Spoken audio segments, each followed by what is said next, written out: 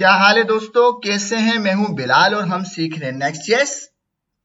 आज की वीडियो में हम जानेंगे कि किस तरह से कर नेक्स्ट.जेएस की एप्लीकेशन के अंदर डेटा को फेच किया जाता है और उस फेच करने के बाद उस डेटा को स्टैटिक रखना है या डायनामिक बनाना है, कैश करना है नहीं करना, वैलिडेट करना है नहीं करना, ये तमाम बातें जानेंगे आज की वीडियो में डिटेल के अंदर।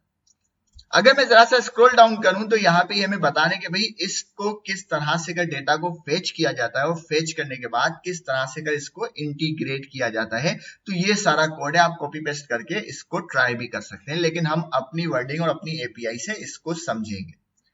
मेरे पास एक एप्लीकेशन है जिसके अंदर सिर्फ एक हेडिंग है डेटा फेच की और कुछ भी नहीं, और इसके साथ साथ एक एपीआई है जो जितनी मर्तबा कॉल होगी हर मर्तबा ये हमें नया डेटा ला कर देगी। अगर यहाँ पे हम फर्स्ट नेम पे नजर डालें और इसको दोबारा से कॉल करें तो ये अब हमें एक नया डेटा ला कर देगी। देखो अब इजाबेला आ गया, अब दोबारा मैं इसको कॉल करता हूं तो तीसरी मर्तबा भी ये हमें नया डेटा ही ला कर देगी। तो जितनी मर्तबा ये एपीआई कॉल होगी हर मर्तबा ये हमें एक नया डेटा ला कर देगी। तो हमारा सिनेरियो ये है कि इस एपीआई द्वारा हम इस डेटा को अपनी एप्लीकेशन के अंदर गेट करेंगे, उसके बाद इंटीग्रेट करेंगे, इंटीग्रेट करने के बाद इसके हम ऑप्शंस को चेक करेंगे नेक्स्ट.जेएस के कि इसे कैश करने से क्या होता है और कैश ना करने से क्या होता है और किस तरह से इसको रीवैलिडेट कर सकते हैं। तो हम आ जाते हैं अपने कोड के ऊपर और सबसे पहले हम बनाएंगे अपना लोडिंग का कंपोनेंट ताकि हमें लोडिंग वाली फील भी आ जाए। तो मैं ऐप के अंदर एक फाइल बनाऊंगा जो कि कन्वेंशन है, बल्कि कन्वेंशन नहीं जरूरी है, loading.tsx। ठीक है, इसके अंदर हम एक कंपोनेंट बनाएंगे। तो मैं कहता हूं RFC, यहाँ पे ऑटोमेटिक कंपोनेंट बन जाएगा। इसको मॉडिफाई करते हैं और बस काम खत्म, पहली लाइन की जरूरत नहीं। और लोडिंग को जरा सा मैं मॉडिफाई कर देता हूं, dot dot dot exclamation mark. Save कर दिया, लोडिंग हमने बना दी, ये खुद ही अप्लाई हो जाएगी नेक्स्ट.जेएस द्वारा। अब हमें इसका कोई भी कंडीशन लगाने की जरूरत नहीं, इसका काम खत्म, इसे हटा देते हैं। और यहाँ पे हमारी लोडिंग का जो है फाइल वो बन चुकी, कहां पर? ऐप के अंदर। अब हम आते हैं अपने page.tsx में और यहाँ पे हम अपने सबसे पहले एपीआई द्वारा डेटा को फेच करेंगे। और फेच करने के लिए जरूरत है मुझे async फंक्शन चाहिए, तो मैं लिखता हूं async और उसके बाद मैं एक वेरिएबल बनाता हूं const url और इस url के अंदर मुझे वो एपीआई पुट करनी है। तो मैं आता हूं, इस एपीआई को करते हैं कॉपी करने के बाद इसको हम इस वेरिएबल में पुट कर देते हैं। सेव कर दिया, ये काम हो गया। उसके बाद मैं एक और वेरिएबल बनाता हूं const fetch डेटा, आपका जो मन करे उस नाम से बना सकते हैं।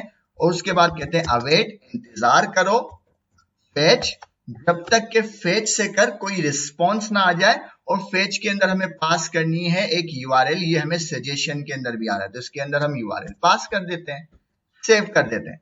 उसके बाद हम देखते हैं कि क्या इस फंक्शन ने कुछ रिटर्न किया। तो मैं कहता हूं console.log और फेच डेटा, सेव कर दिया। सेव करने के बाद इसको टर्मिनल में चेक करते हैं।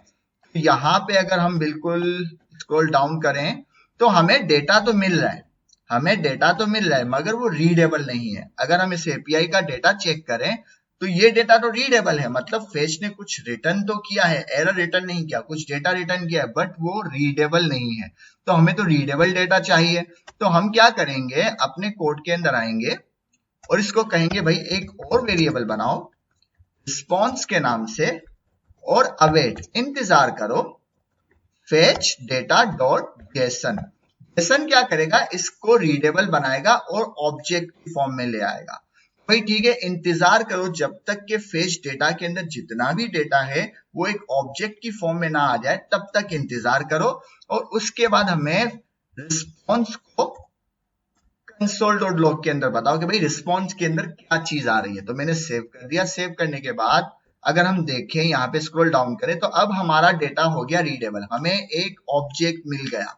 ठीक है, अब इसके अंदर हमारा दूसरा सिनेरियो है या दूसरा टास्क है कि अब इस फर्स्ट नेम को हमें एक्सेस करना है। अब इस फर्स्ट नेम को एक्सेस करना है तो इस ऑब्जेक्ट के अंदर डेटा जो है एक एरे है।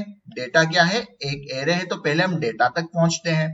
तो मैं आता हूं यहाँ पे डॉट डेटा, सेव कर दिया। दोबारा टर्मिनल में देखते हैं क्या आया। देखो हमें क्या मिला, एक एरे मिली। क्यों एरे मिली, क्योंकि डेटा एक एरे है। इस एरे के अंदर एक ही एलिमेंट है और वो एलिमेंट है ऑब्जेक्ट। तो अब हम इस एलिमेंट को एक्सेस करते हैं, तो मैं दोबारा से आ जाता हूं यहाँ पर और यहाँ पे हम कहते हैं 0। सेव कर दिया, मतलब डेटा एक एरे है और एरे के 0 इंडेक्स के ऊपर जो भी एलिमेंट है उसको कंसोल करो। सेव करते हैं, दोबारा से देख लेते हैं। अब हमें एक ऑब्जेक्ट मिल गया, ठीक है। अब हमें एक ऑब्जेक्ट मिल गया, इस ऑब्जेक्ट के अंदर आप किसी भी प्रॉपर्टी को एक्सेस कर सकते हैं। फिलहाल मुझे जो है फर्स्ट नेम के ऊपर एक्सेस करना है, मैं इसको करता हूं कॉपी। कॉपी करने के बाद इसको यहाँ पे कर देता हूं पेस्ट। इसको कर दिया मैंने पेस्ट और डॉट लगाना भूल गया, डॉट लगा देते हैं। सेव कर दिया। अब मुझे जो है वो फर्स्ट नेम मिल जाना चाहिए जो हमारा टास्क था, ठीक है। तो मैंने यहाँ पे देखा मुझे जो है फर्स्ट नेम मिल गया और इसी फर्स्ट नेम को हमें अपनी वेबसाइट के वेब एप्लीकेशन के ऊपर रेंडर भी करना है, तो वो भी कर लेते हैं। मैं यहाँ पे आता हूँ, हेडिंग के नीचे जो है एक पी टैग बनाते हैं और उस पी टैग के अंदर यहाँ पे इसको करते हैं कॉपी।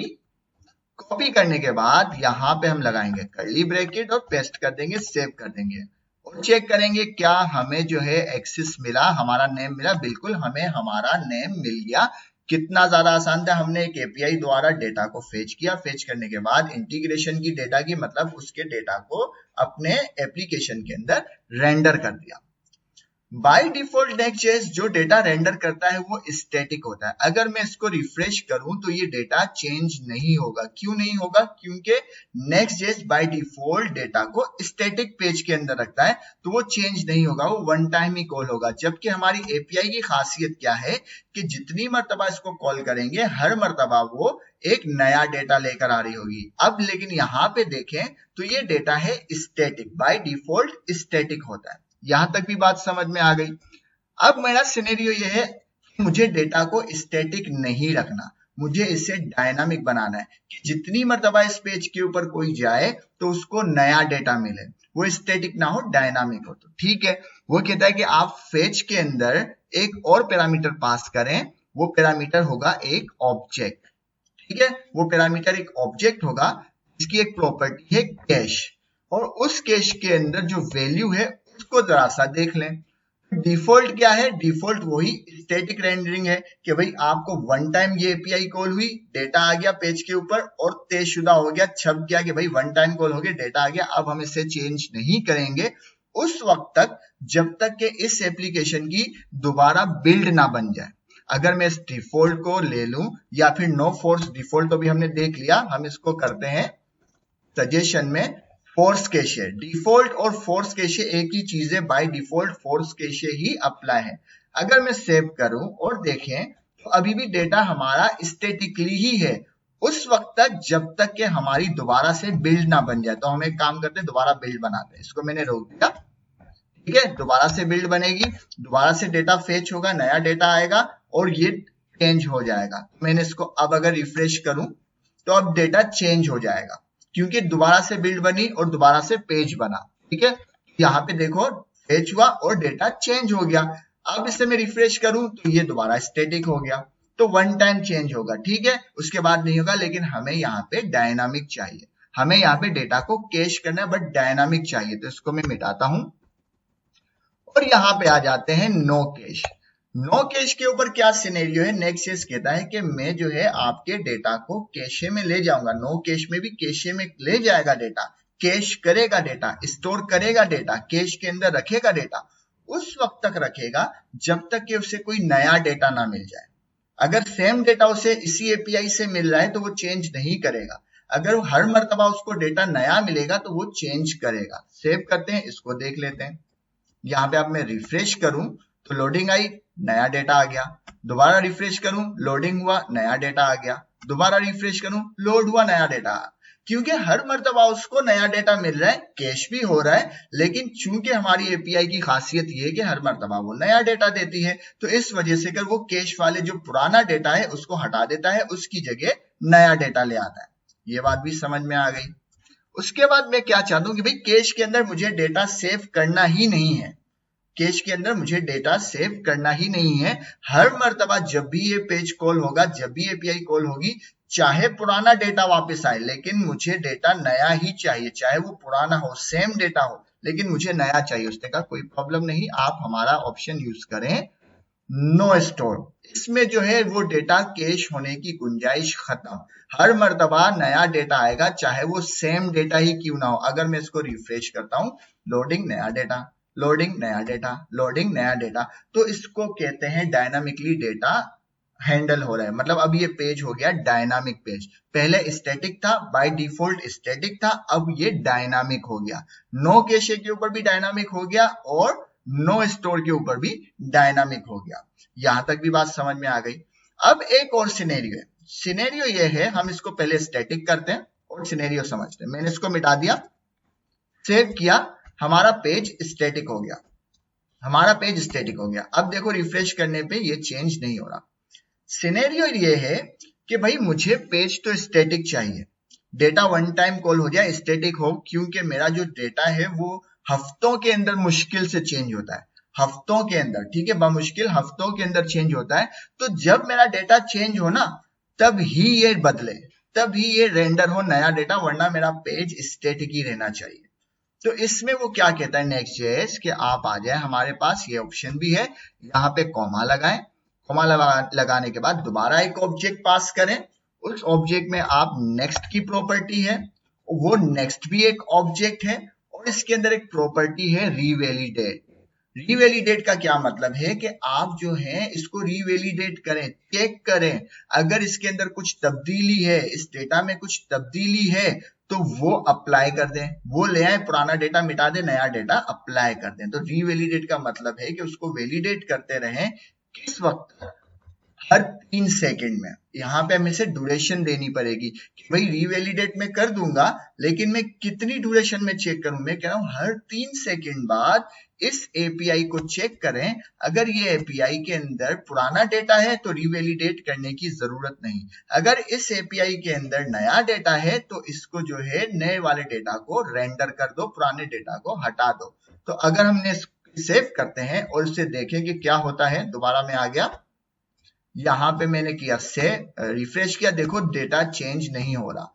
3 सेकंड के बाद ये जब से चेक करेगा, अगर इससे डेटा चेक मिला, इससे नया डेटा मिला, तो ये उससे लेकर आ जाएगा। देखे अभी हमने देखा, दोबारा से मैं इसे करता हूं, दोबारा से इसे चलाते हैं, नया डेटा आ गया। हर 3 सेकंड बाद वो चेक करता रहेगा कि इसमें अगर नया डेटा है तो ले आओ, नया डेटा नहीं है तो इसको स्टैटिक रहने दो। तो ये काम होता है रीवैलिडेट का। तो हमें क्या क्या चीजें पड़ी, no cache, no store, force cache और रीवैलिडेट। तो ये तमाम सिनेरियो होता है कि अगर आपको कैश करना है तो आप जो है फोर्स कैश कर दें, बाय डिफॉल्ट फोर्स कैश ही होता है। और अगर आपको कैश करना है उस वक्त तक के जब तक के नया डेटा ना आ जाए, उसको नो कैश। और इसके साथ अगर नो स्टोर मतलब हमें कैश करना ही नहीं है डेटा, तो उसके लिए नो कैश नो स्टोर का ऑप्शन है। और अगर हमें स्टैटिक पेज के अंदर रहते हुए रीवैलिडेट का यूज करेंगे और उसे ड्यूरेशन देंगे, तो उस ड्यूरेशन द्वारा वो उस एपीआई को चेक करता रहेगा, अगर उसे नया डेटा मिलेगा तो वो रीवैलिडेट कर देगा, वरना वो इसे इग्नोर कर देगा और पेज स्टैटिकली ही मेंटेन होगा। तो उम्मीद है आपको वीडियो पसंद आई होगी, पसंद आए तो लाइक करें, शेयर करें, सब्सक्राइब करें। मिलते हैं नेक्स्ट वीडियो में। अल्लाह हाफिज।